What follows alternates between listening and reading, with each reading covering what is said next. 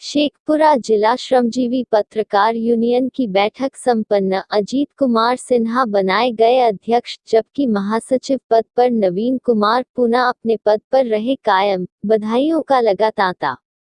यह बैठक श्यामा सरोवर पार्क में अरविंद कुमार की अध्यक्षता में की गई, जिसमें 30 सदस्यों ने हिस्सा लिया। संगठन के महासचिव श्री नवीन कुमार जी,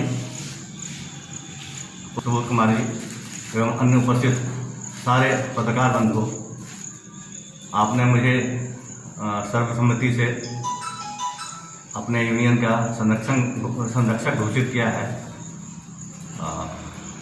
मैंने जानता हूं कि मैं कितना इसमें सक्षम हूं, और आपने अपना विश्वास व्यक्त किया है, तो मैं कोशिश करूंगा कि आपके विश्वास पर खरा उतरूं।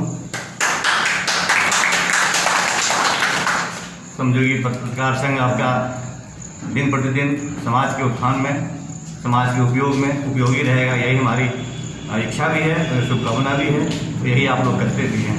समाज सुधारक के रूप में पत्रकार की बहुत बड़ी भूमिका है, और ये गणतंत्र का चौथा स्तंभ भी है, इसलिए इसकी जवाबदेही को आप लोग बखूबी निभाएंगे, यही हमारी शुभकामना है। बहुत बहुत